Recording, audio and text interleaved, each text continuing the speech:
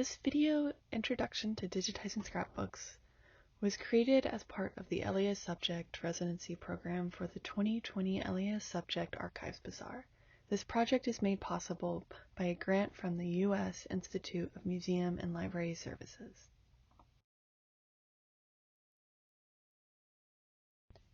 Since the mid-19th century, scrapbooks have been used as a way to collect and preserve memories. There's no rules to how a scrapbook can be constructed or what materials can and can't be used, so they can be highly unique and complex. Factors like age, the acidity of adhesives, backing papers, included ephemera, mixed materials, and binding methods make them highly susceptible to deterioration and other conservation issues. Scrapbooks may seem like prime candidates for digitization as a means of preservation. However, their instability and their unique elements can prove challenging when it comes to digitization. Digitizing scrapbooks requires a bit of patience, creativity, and realistic planning. There's no one guaranteed approach to fit all scrapbooks, but there are ways of working around their unique challenges. This video will hopefully aid you in developing a thoughtful digitization plan if you're up for the challenge. This video will provide an introductory overview of digitizing scrapbooks and will cover best standards, equipment selection, setup, image capturing, common challenges, post-processing, and preservation.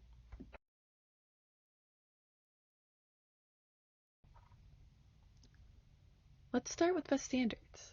Best standards for digitization can be found in the federal agency's Digital Guidelines Initiative's Technical Guidelines for Digitizing Cultural Heritage Materials. I'll refer to these guidelines as the FADGI Guide throughout this presentation. The FADGI Guide provides a breakdown of standards based on format types, including photographs, manuscripts, bound volumes, audiovisual materials, and others. The FADGI Guide uses a 4-star level ranking system for digitization recommendations. Follow the 4-star standards to capture the highest quality images. When you're digitizing an item, you'll be creating 2 sets of files. The master files are created when you capture the image. They are high quality and unedited. These master files are for preservation purposes and are usually in the TIFF format. It's important to note that when using a digital camera, you'll be capturing your images in RAW format. These RAW files will need to be converted using image editing software or software related to your camera into the preferred TIFF preservation format. Access files are derived from the master files. They're compressed to lower quality versions. These copies are used for access purposes like sharing with patrons or uploading into a database. Common file types include JPEGs and PDFs.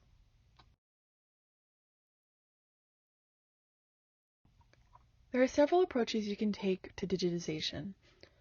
For bound volumes like scrapbooks, overhead book scanners and digital camera setups are commonly used.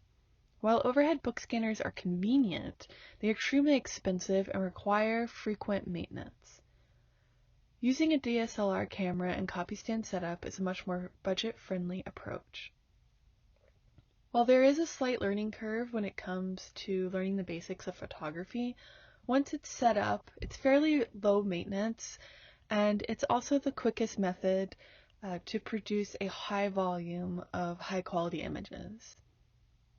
DSLR cameras range in price from a few $100s to a few $1,000s, while overhead book scanners cost approximately $40,000 to $50,000.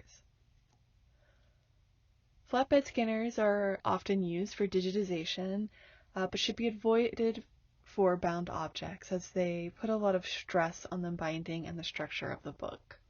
It's fairly common for scrapbooks to be just bound for preservation and storage purposes. If your pages are loose, flatbed scanners can be a good option. For the purpose of creating a budget-friendly digitization setup, this video will focus on using DSLR cameras and copy stands as a means of digitization.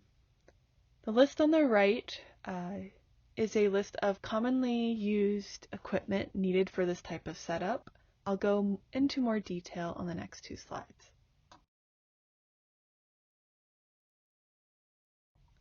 While the quality of cell phone and point-and-shoot cameras grow increasingly more impressive, when it comes to digitization, you'll want to select a DSLR camera, as you'll need a camera that has the ability to shoot in the RAW file format, and that will allow you to manually select settings. The lowest price point DSLR is roughly the same price as a high-quality point-and-shoot, so you might as well just go with the DSLR. If possible, connect your camera to a computer or purchase a shutter release remote so that you can control the camera's shutter and focus without physically touching your camera after every capture. Many newer DSLR cameras now use Bluetooth to connect to computers, and you can even use your cell phone to control the focus and shutter.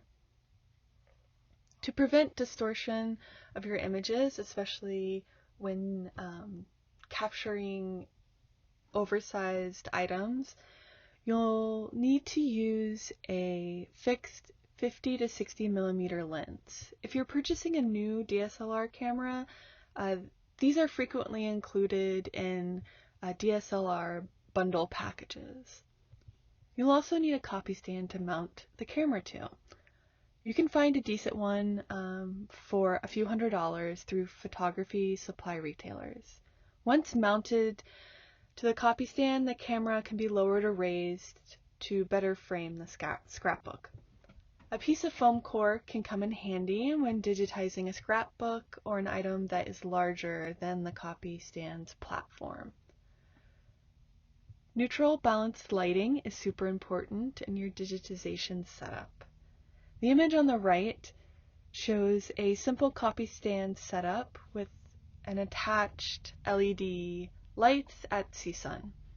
You'll need two lights. You can use LED or strobe studio lights, but avoid tungsten lights as they run hot and the heat can damage the items being digitized. The FADGI guide gives recommendations for the ideal shade of gray to paint the walls of a digitization studio. Colored wall paint can affect the color quality of the images you're capturing. If you can, try to set up your copy stand in a room with a neutral wall color where you can control the ambient light. If you're having trouble getting an even lighting due to windows or overhead lights, you can try blocking out windows, or you can even work at night with the room lights turned off. It's important that the lights are daylight, just like the color of the walls can affect your images. The color of the lights can do so as well. Most light bulbs run hot or warm or cool, so they can cast like a yellow or a blue tint, which we want to avoid. So use daylight. It's a nice neutral light, which is preferable for digitization. A decent set of basic LED lights start at around $150. A budget setup that I've seen referenced but can't confirm the effectiveness involves using 2 desk lamps with daylight bulbs.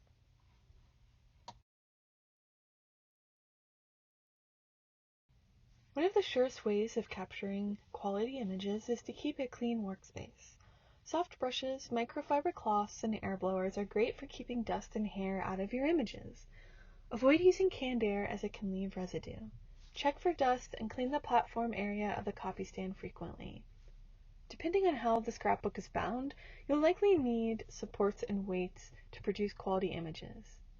Weights can be used to flatten pages or to keep them positioned. This is especially helpful if you're dealing with a stiff binding that doesn't allow the book to lay open flat. You can purchase archival quality weights and supports from archival supply retailers, but you can also create your own or use found objects. There are many resources online with instructions on DIY construction. Whatever you use, make sure they won't cause damage to the scrapbook. In a pinch, stacks of Post-it notes work great as both supports and weights. The FAGI guide recommends using targets to achieve balanced tone and color. If you decide to use targets, align the target with the scrapbook being captured on the copy stand platform. Leave at least 1/4 of an inch space between the two. You'll want to crop the target out of the Access files.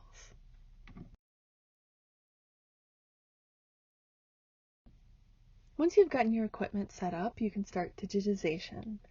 In this next section, I'll cover the digitization workflow, which includes planning and selection, image capture, quality control, post-process image editing, and preservation. You'll see that quality control is listed twice in the workflow. To produce the highest quality of images, performing 2 rounds of quality control, first during image capture and later a final round after processing, is essential.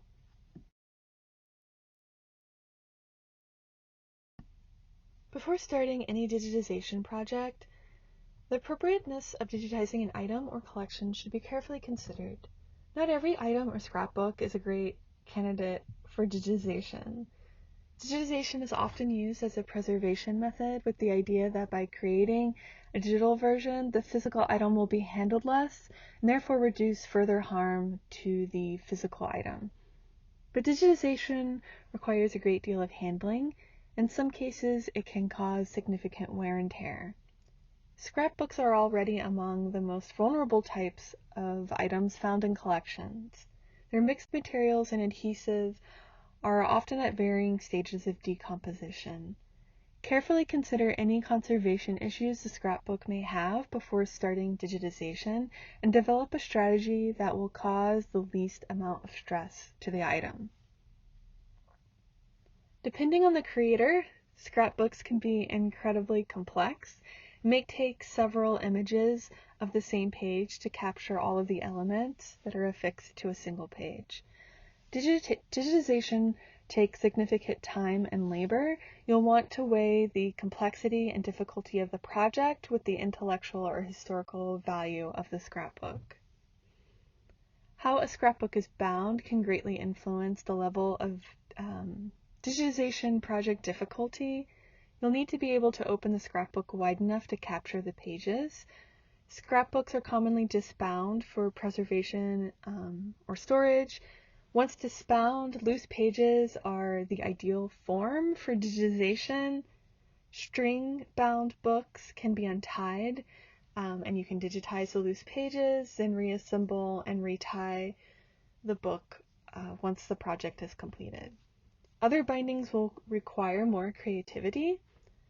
You'll also want to consider the size of the scrapbook and if you have the right equipment. If the scrapbook is extremely large or oversized, you may need to switch lenses to avoid distortion or take several photographs and later stitch the images together in Photoshop. This will definitely require more time and much more technical experience.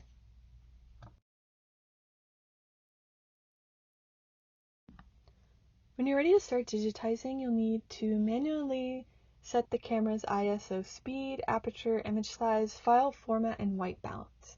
Refer to your camera's user manual for instructions on how to adjust these settings.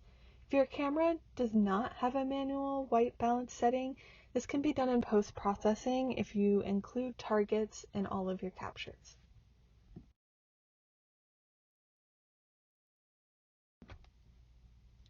Work on one scrapbook at a time.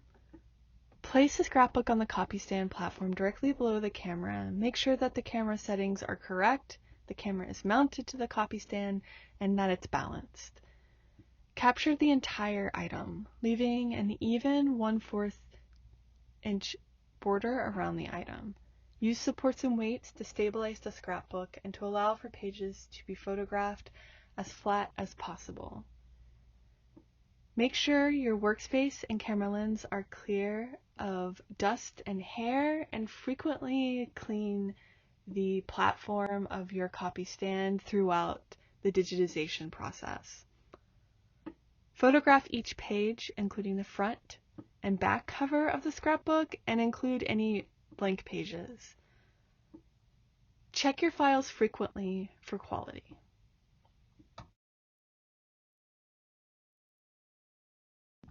Check for quality frequently throughout the digitization process. Check your files periodically to ensure that file names are correct, images are clean, free of dust, dirt, hair, and digital artifacts. Make sure your images are focused and the lighting is balanced. Check to make sure that all the pages of the scrapbook have been scanned and that no pages or files are missing or duplicated.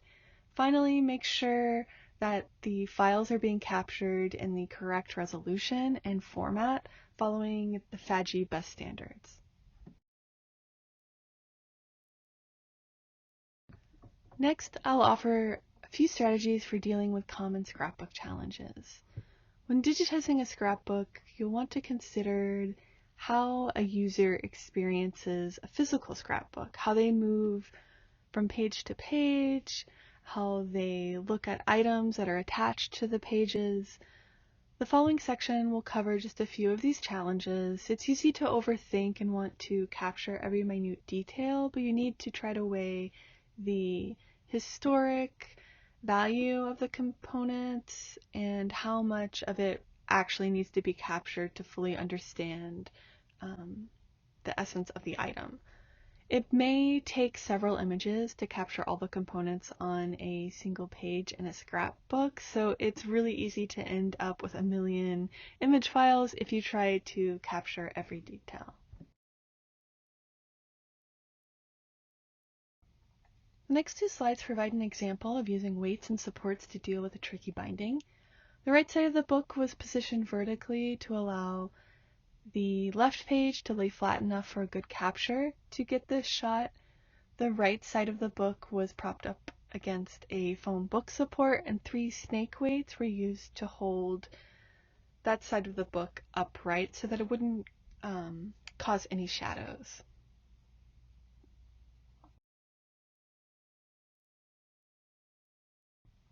To capture the page on the right, a weight was used to hold the left page down.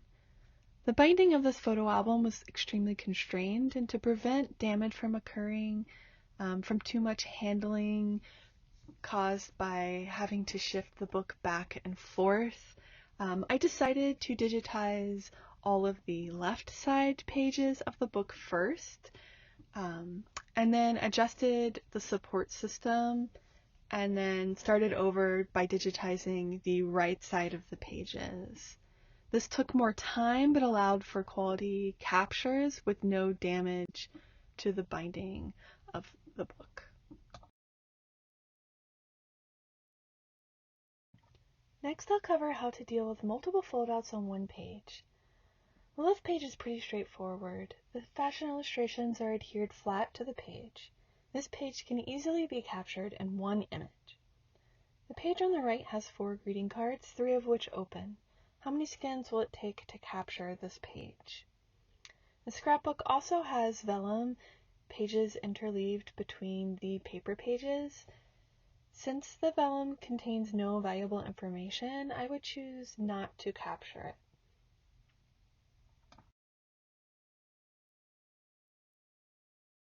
I chose to capture the right page in 3 images, one with all the cards closed, the second with the middle card open, and the third image with the 2 right cards open. If there had been less overlapping with the shopping and holiday bear greeting cards, the right page could have been captured in 2 shots, one with the cards open and one with the cards closed. Here are 2 more examples of dealing with foldouts and overlapping elements. The 2 images on the left capture a page from a book of meeting minutes. Over a page of handwritten minutes, another very long typed page has been folded and attached. I chose to capture this page in 2 images, once with the attached page raised so that all the writing below was visible, and second, with the type page unfolded to capture it in its entirety. Since the reverse side of the typed page is blank and therefore has no valuable information, I decided not to capture it in a third image. In the first image, I decided to capture the folded typed page folded up so that you can see that that is the purpose of that page and that's how it works. If you wanted and you didn't want to include that, you could crop it out, but I like showing how the pages function. The scrapbook page on the right includes a multi-page program. So this page was captured twice, first with the program closed so you can see the cover, and second with the program opened. If the program had had additional pages, I would have continued to capture images so that each page of the program is captured.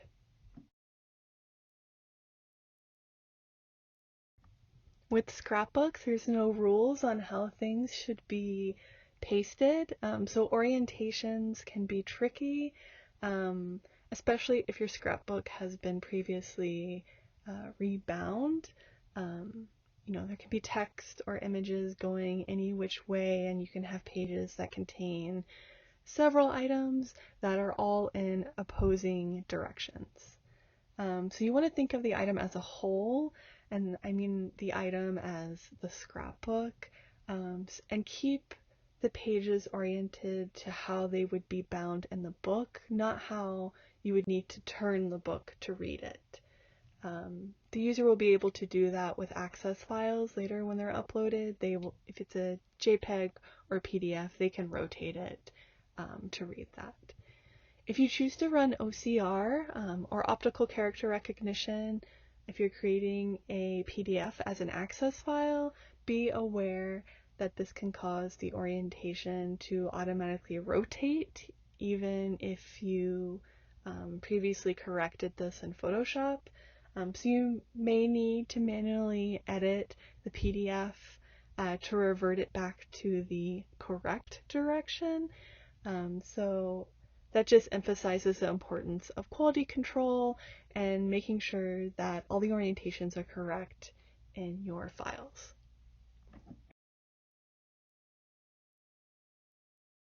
Coming across loose items is extremely common when working with scrapbooks. Items can become loose after the glue that adheres them to the page has failed, or the item could have just been inserted between the two pages for safekeeping.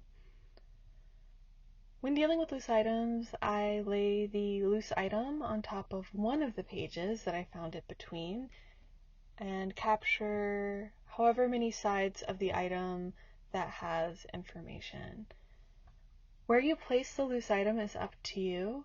With this scrapbook, with this page, it was obvious that the postcard on the lower right had once been glued, as there was a matching glue residue spot on the page, the exact same size as this postcard, so I decided to place it there.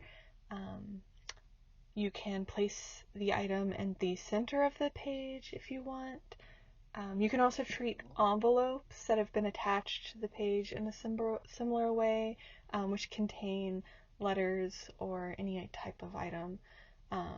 You would capture the page as it appears with the item inside the envelope, and then you would remove the item from the envelope, laying it either near or you can overlap it over the envelope, and then capture the sides which contain information. So if it's a greeting card, I would probably lay it flat so that you could capture the front and back cover in one shot, and then turn it over and capture the inside page with the text writing. If it's a letter with multiple pages, I would just flip the pages and capture each page.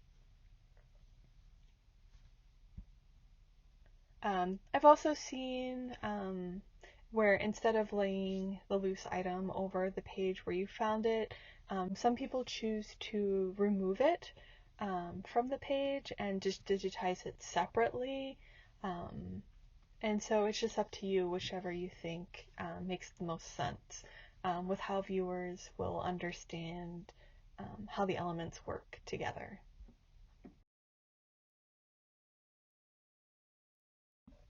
After you finish digitizing the entire scrapbook, you'll need to convert the raw files into TIFF files, which will serve as your master preservation files. Next, minimal edits are performed using image editing software like Photoshop. You can use GIMP. That's a free kind of option if you don't have a Photoshop subscription. These edits include cropping the image file so that there is a small, even frame around the item, separating the pages of the scrapbook, rotating the image to its correct orientation, and then also deskewing the image so that the item is straight. No editing is done or recommended to be done to improve how the item looks. You want to, when creating digital surrogates, you want to capture how the physical item actually looks. So you don't want to correct, any type of discoloration or conservation issues or anything in Photoshop. You want the digital file to really truly reflect what the physical item looks like.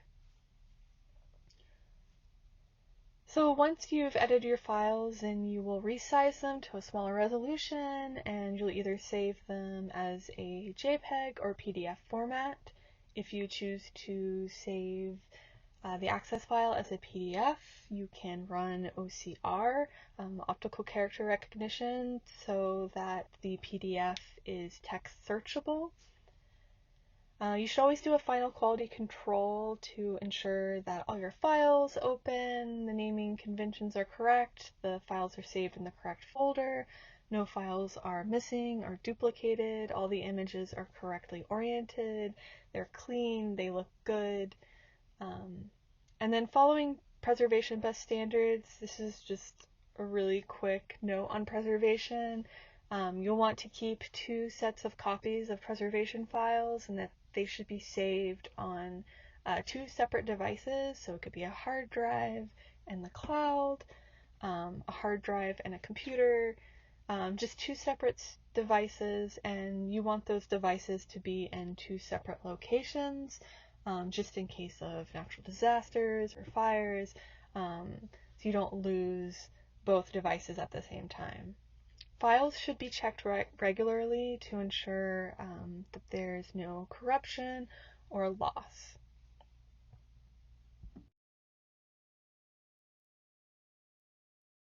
In closing, with their often fragile state and complex makeup, digitizing scrapbooks can sometimes seem like a daunting task. The unique challenges they pose require a bit of problem solving and creativity. However, with the right equipment and a thoughtful digitization plan, it is possible. I hope you have found this introductory overview of digitizing scrapbooks helpful.